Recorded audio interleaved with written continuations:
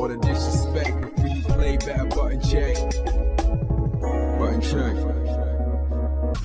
What is up, Butt Check family? Welcome back to yet again a beautiful day, a beautiful holiday of checking these buttons. Thank you for tuning in, y'all. It is Christmas Eve. I hope you have a blessed one today. You guys are with the people that you love the most. And I thank you for making Button Check one of those people if you tuned in today. If you tuned in, period. Either way, thank you guys. Chapters down below. Sub button right there. We just hit 68K. I appreciate the massive love, y'all. So we got some interesting ones, definitely unexpected, hot topics, also some updates with some Street Fighter 6 action, everything we's about to check. Also, we got some huge savings. Trust me, this is the last one of the year, and then we're gonna check buttons. Let's go. All right, Butt Check fam, real quick, I was wrong. I literally thought, honest to God, that it was the last big bang of the year. We got one more with Into the AM. They are back. Information down below because you can get 70% off site-wide with an additional 10% off with my promo code Button Check. So you can go to intotheam.com/button check, or you can just click the link down below. It is happening right now, but it's only happening for the next 2 weeks because it's ending this year with a big bang. So check it out. That's right, the new style of tees. Check this out. They just dropped and we ending the year with a bang. Look at this one. And up next, check this one out. And for those that might be new to the channel, Into the AM is a group of artists and creators who share a common vision that see clothing as a canvas to express what drives you ever since 2012. All right, let's bring it on home right now because this is what y'all really want to know. End of the year sale, 70% off site-wide. Finish strong, start fresh, 73% off. They still got them packs of the week. Down here, look at this, $17, $29, $29. It is all cut in half. They still got the 75% off mystery sale. If you go here, you see the graphics, the new arrivals, the basics, the packs. That's the one that I'm literally ordering right now. Another tee, $17, $25, $16. You got the buy 3, save 15%, buy 6, save 20% deal going on. $12, y'all. $12 for this, what is that, Rooted Relic tee. Only $12. So there it is one more time. Big shout out to Into the AM for sponsoring us for most of this year. Believe it or not, they have somehow become the official clothing of Button Check. Link down below, 70% off plus an additional 10% off with the promo code Button Check. You can see the tees right here, 25, 25, 25. And if we go below, the samurai one that I was just rocking, only $20. Come on, y'all, talk to me. So either way, hope y'all enjoyed. Now let's get back to checking some buttons. Let's go. All right, now first up for them CEOtaku 2024 buttons that need to be checked. A lot of hype action over this past weekend, especially in that Street Fighter 6 world. Now, I'm gonna put the link down below so you can definitely check it out because it's a lot. We're literally gonna do a quick highlight of Grand Finals because we had none other than Punkdagod and Nuckle. That's right, the Grand Finals. We were just talking about Nuckle, right? He had that whole spat with Mena. Well, right after that, wasn't no sweat off of Nuckle. He went straight to the damn tournament. Not only that, got into Grand Finals, met up with Punk. We're gonna play a quick highlight once again. Link down below so you can check out the full action. Let's get it. All right, we're testing him here, testing him at the range, keeping him where we want. Good step up from Punk to get that punish though with the sweep. Up in the corner, expect that defense is being tested here. OD fireball, actually spin some bar. Let's see OD rip from his side of things. Yeah, I don't think Dude's gonna stop with the OD reversals here. Punk is gonna have to go back to trying to bait these things out. True. Well, success before. Perfect parry and the punish right after. Favorite book. Oh, he might be able to build up enough meter here. And no holding back. Level 3 for the victory. Nuckle said, let me wait. Now dap you up just to make sure that he is your champion of CEOtaku 2024. Congratulations to Nuckle taking down Punk in the reset with the guy. Well, regardless of who is the better player or not, Dew has definitely been defending the home turf. In Florida, I feel like Dew has definitely got the edge. Maybe out of town, maybe Punk has the edge. I don't know. Yeah, maybe. We'll see. But yeah, that was definitely an exciting set between these two. Obviously knew it was going to reset. Both of these guys way too good to not keep it close, right? Mm-hmm. So, of course. Yeah, big shout outs to both of these guys, though. These are two of my favorite. One of these guys is my favorite player. There The we other go. guy is Nuckle Dude. So I like how you put that in there just to make sure he knows before. So there y'all have it. Definitely check out the full action CEOtaku. Link down below. And of course, Tampa Never Sleeps for holding it down because one of those players was his favorite player and the other one was Nuckle Dude. All right, next up for them unexpected ban buttons that need to be checked. This one is coming by the way of NYC Furby, aka Arturo Sanchez in Brooklyn Games Arcade. So they posted this about 2 days ago. By the time you're watching this, right here, Brooklyn Games Arcade says, anyone who has ever been to Arcade Brooklyn knows we're all about creating an welcoming environment. And although we respect everybody's right to free speech, we believe that mixing video games with politics would be a disservice to all of our customers, old and new. Therefore, effective immediately, we are cutting ties with NYC Furby so that we can continue providing the community with a positive space for tournaments and events. Thank you for supporting us. Now, the FGC is obviously reacting. I see Saban, the man in question right here, right underneath that, saying, please support this store or his store, FGC. He has basically put everything on the line to give the NYC a place to play. Thank you, Esteban, and good luck. I'm sorry it came to this. Damn, so no rebuttal, no talking shit. Saban just simply saying, I'm sorry it came to this and telling people he understands their decision and they should still respect the arcade. Now, underneath that, of course, you got other reactions, people saying huge W, so big. Even from there, I noticed another one. Let's go there. Saban post again, right here saying, I will no longer be attending Arcade Brooklyn despite the fact that I love the venue to death. FGC, do the venue a favor and go support the shop, please. But for the store's sake and Esteban's family's sake, I'm cutting ties with the shop because I don't want the business or his family to go through this. To Esteban and the family at Arcade Brooklyn, I truly love you guys and wish you the best. Thank you for everything. Underneath that, I see somebody saying, this seriously sucks. People should be held accountable for the threats they make because they decide to not like words on the internet. Saban responds saying, it's heartbreaking. They're stopping me from doing what I love. So there you go. Obviously, if you've been watching the channel lately, Saban has been in the... man, he's been trending, or not trending, but he's been a hot topic, I would say, like for the last several months, kind of coming in and out. At first, it just seemed like it was the whole him and Dominion thing, going to court over money. Then he kind of disappeared into the shadows, but then he came back. And when he came back, like a few months ago, it was like with fire. Like he was like, I ain't going anywhere, like very opinionated. Some of it was like very political, and you had a lot of people feeling some type of way. Then kind of crossing paths with Infiltration, you know what I'm saying? It seems like they were on the same wavelength, still are, there's some other stuff we'll have to talk about later. But yeah, a lot of people feeling some type of way. And now you have it to where even Arcade Brooklyn is like, we can't rock with you. We can't rock with you. We don't like the way this is going. And Arturo is saying, I respect it. I respect it, I understand it, I love you guys, and I hope everybody still supports you. And I will also willingly bow out because I don't want you or your family to have to go through any of this backlash. So as of right now, I don't really know what else is gonna happen. But speaking of the infiltration thing, we also got some more infiltration buttons. Like I said, there is some stuff going on, y'all, in the shadows. I wouldn't even call them shadows. It's just a movement going on, and I'm willing to say it's going to get even bigger in 2025. Either way, we got to check those buttons. Okay, so now for them infiltration coming at Ultra David, buttons that need to be checked, y'all. So this one, on the last post, we talked about infiltration, right? He posted that video trying to clear things up, basically saying he wasn't racist.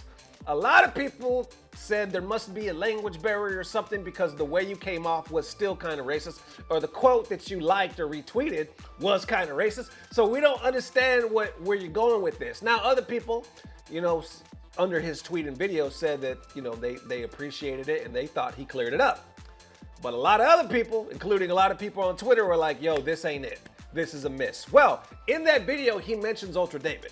I guess he says Ultra David was one of the main ones out to get him. He posts again. Now, by the time I'm recording this, which I'm recording this today, I'm posting it the same day I'm recording. This was just yesterday, y'all. just yesterday. Infiltration posted this saying, I gave you, Ultra David, 2 or 3 days to respond to me. I tagged you in X. I mentioned you in my live stream, but you just ran away. You said Infiltration is a racist, but you are wrong. The respect and behavior of my past is proving that I loved and support everyone. But the past behavior and data you've shown are rather proving that you to be the racist. You lost and showed your real face. Thank you for giving me a victory. And then he puts screenshots underneath there. The first one right here, Ultra David, where he says, I think I bought bagels for a white people bakery, or I think I bought bagels from a white people bakery. First clue, they're $2.50 each. Second, only had 3 types. Third, takes a bite. Yep. Then beneath that, somebody posts right here said, one of these things are not like the others. Ultra David says, hold on, 2 white people, I don't know about this anymore. But beneath that again, League of Legends, white guy roulette. And again, adding saying, my favorite, it's white people cast white people playing electronic sports. And regarding the last tweet, LOL, white people. Okay, and then you got some of that FGC responding underneath. I'll put them up, on the screen. What the fuck, Ultra David? How is this not bannable? Dang it, David, the hypocrisy is raging. There was one that stood out, y'all, which was very interesting. I just randomly clicked on it because it was a video or a video link. This one was actually posted 3 years ago. Honest to God, I can't remember if I've ever seen it. When I just listened to it this morning, it all sounded brand new to me. But apparently, so there's I believe a commentator / journalist. I might be mistaken, but I know he's definitely esports commentator at least, by the name of Richard Lewis. I know some people may not like him, some do. I don't know enough about him to know his exact history. But he posted on an interview 3 years ago talking about Ultra David, which I never knew happened at all. Somebody posted the link in this thread. Let's check out the clip. By the way, one other topic I had on that before we move on. I don't want to make it a massive saga. I just want a quick clarification on this one, because I think this was really shocking to me. Like, listen, I've known most of the stories in your career and what's going on and who's saying what and stuff. But the one that blew my mind, because obviously I don't care about fighting games, so I wasn't super hooked in on that. I only basically saw it through, the stuff you tweeted and the videos you did. The one that actually shocked me to my core was when I found out that some of the people who were literally your desk analysts were engaged in, like, encouraging that behaviour. Yeah. Like real esports figures in those games. Ultra David was the guy that where I realised that, like, it's absolutely pointless to even, engage with these people in good faith. He was a guy who obviously is well liked by the community, loves fighting games. There's no doubt in his, commitment. And because I was the host, one of my duties was basically I got to assemble the crew. I had veto if anybody wasn't going to cut it, or we didn't think it was going to vibe. I think people saw I did a good enough job in the past, like recommendations and getting people on and fighting for certain people to be on a broadcast. My entire reputation was on the line when I brought Mo in, for example, to replace you while we were waiting on your visa. He'd never done a broadcast before, let alone American television. And he was a guy who had all these skeletons in his car, and I just said, listen, I know Mo. He will be entertaining. Trust me. And of course, he was brilliant. They wanted to keep him on, and then he fucked that up with that whole CSGO Diamonds fiasco. So anyway, I had a lot of good faith built up. And so they came to me and said, listen, Ultra David, they went through his tweets and saw that he'd had some tweets at me and insulted me and stuff. And I said, listen, he's a good guy. He's liked by the community. I got no beef with it at all. And so we were doing rehearsals, and he made a joke at my expense on the rehearsal, and everyone was like laughing and stuff, And he came up to me after we'd done the bit, and he said, "Is that all right?" And I went, "Yeah, fuck yeah, it's brilliant. We want banter, mate. So leave that in when we do the real show. So, keep a mental note of that. That's gold. People will be expecting a bit of friction, a bit of banter. So let's definitely go with that." And then when he said it on the show and it was live, loads of the gremlins from the FGC who were going, "Oh, I can't believe Ultra David just burnt Richard Lewis," and he completely played up that he'd done it like apropos, right. Caught me off guard, it wasn't rehearsed, and I knew right then he was a fucking fake. Because online he was always fronting as if and I even tell him this shit when I'm at, he was doing that sort of vibe. Meanwhile, we were having dinner and hanging out, almost every night that he was Fucking there. hell. And he'd be going, I just don't get why people don't get you. You know, if you could just tone down your Twitter, I'm sure more and more people would like you. And then as soon as the broadcast was over, he went and told everyone I was a cunt. And then on top of that was like, you know, when people tweet at me, Richard Lewis is a fascist arsehole who must be stopped, and I would like retweet it. He would go, I don't know why Richard's like this. He's dogpiling you. It's so bad. Like, yeah, I'm the bad guy in that, am I? You know. So, yeah, at that point, and the other thing that really hurt was basically when people that I thought were my mates, and, you know, I got all those guys like Christmas presents, used to take them out for dinner when we were at Atlanta and stuff, genuinely happy to see them.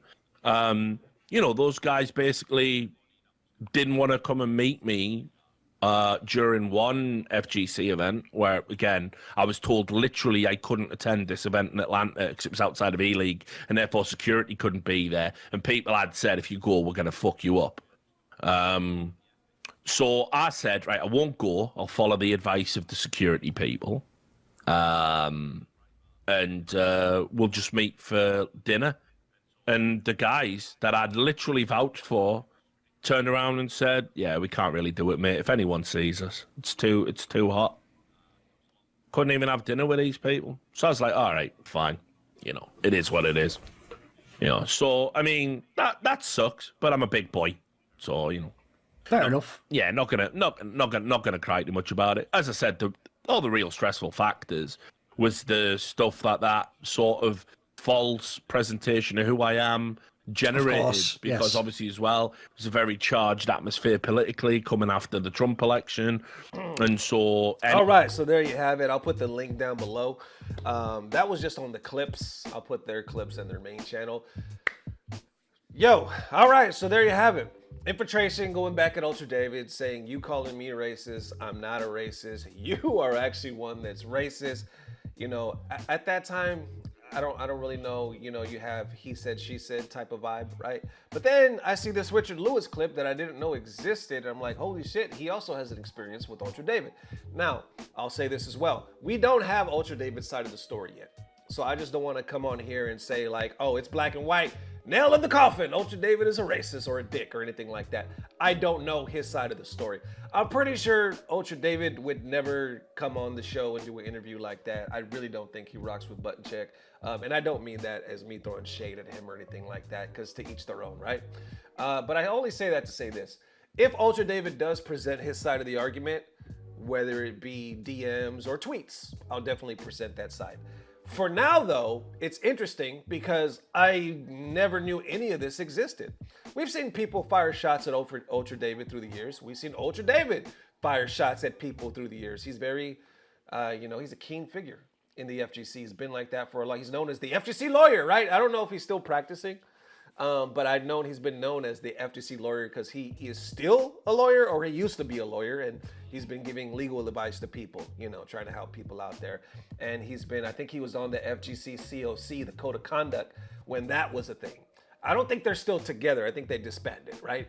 But I'm pretty sure he was like one of the main guys in that. So, I mean, if you've been in the FGC long enough, obviously you know you some Ultra David. And real talk, when I first came into the FGC, this used to be a straight comedy channel. I did talk to James Shen, and I did talk to Ultra David. I even made sketch comedy for those guys, and I made them laugh. That was kind of like my thing. It still is. I love making people laugh.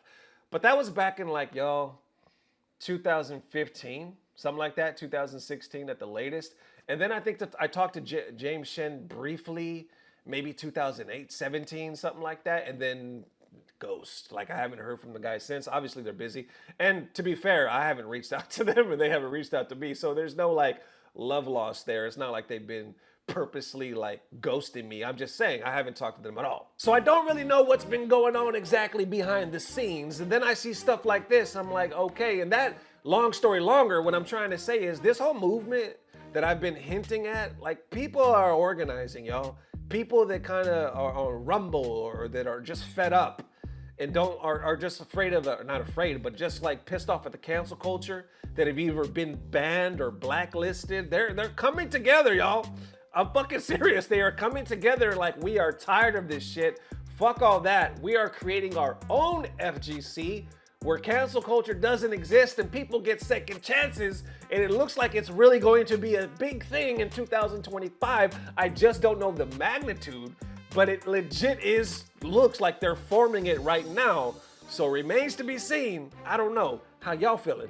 Let me know. That it is, ladies and gents. Definitely let me know how you are feeling. Thank you guys for the amazing love. Like I said, it is Christmas Eve. Hope you guys are having a blessed one. Thank you for Into the AM right here for holding us down for the last time. Not only that, I think this is the last sponsor. I think this is the last sponsor for this year. So we closing out on a bang. Check it out.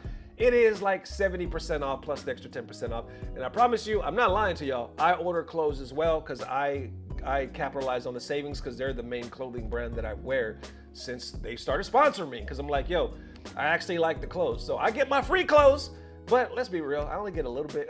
I only get a little bit here and there, and then I order the rest that I like. So anyway, thank you guys for the massive love, y'all. I will see you soon. I wanted to post something special for tomorrow, for Christmas Day. If I do, it won't be a normal button check. It'll just be something special for y'all. You know, we'll see if me and Dirty Low could maybe wrangle something up. But either way, I appreciate you massively, y'all. I really do hope you guys are enjoying today. I'm going to my sister's tonight and celebrate with the family and my children. So I'm gonna be having a good time, man. So thank y'all for the amazing love as always. I don't know what it is, but I know it's about to get better. Love y'all forever. Peace. Blah, blah, blah. Subscribe. All right, and now into them glorious FGC Moments of Bliss. Check this out. This one right here, I had to end it and give a special shout out to Shy Clementine. I was at first introduced to Clementine from the homie, The Real Half Mind. What's up, Half Mind, man? Thank you for blessing me so much. They've been huge supporters of the show. Clementine is a sweetheart, and they've been holding it down, do streams and whatnot, content. I will put their information down below. Definitely check them out. Well, check this out. Check this out. Clementine reached out to me just like, I think it was just yesterday, said, hey, I created a song for you. I actually been working on this song a good part of this year, wrote the lyrics, did the beat, and did a button check song just for you. I heard it. I was honored. I was like, what the fuck? You took the time to create a song for me? For little Nesto, for button check? I thought it was gold. I thought it was gold. I love it. I love the vibe. Like I said, links down below. Check them out. We're going to end Christmas Eve right here, this episode, by listening to their version of this button check song. Let's go. Couldn't look away from the train wreck. You can blame it on the tech or the disrespect. Before you play, better button check. Drama's loading. Don't hit start yet. From beef to blessings, it's all set. Patch notes drop, gotta dissect. Now let's go, it's button check. Mic check, button check, are we ready to go? In the FGC, he's the host with the most flow. Serving daily updates with the side of drama. Turn the volume up, no more pause for the saga. From pad to stick, everybody gets a mention. He's dropping FGC gems, building that retention. Control hits, ladies and gents, what's good, what's poppin'? Press start, no lag, button check ain't stopping. Button check when the scene's a mess. He's the voice of the FGC, the very best. Highlighting the players, the moves, the beef. Through the drama and the memes, he brings relief.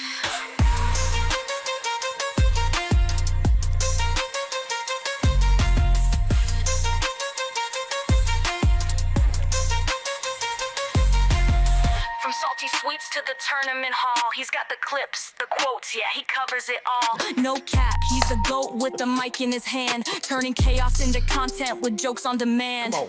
He builds the bridge when the drama's too wide, keeps the FGC tight, keeps the legends alive. Okay. I wanna talk about it, that line is the cue for a masterclass in keeping it both real and true. From local sets to Evo dreams, he's repping the heart of our scene. Drama's a given, but he's still chill, making waves with a laugh and a skill. So if you're caught in the mix or just watching the deck, tune in, hit play, and press start with button check. What's good, what's poppin'? We're back again. FGC forever, through thick and thin.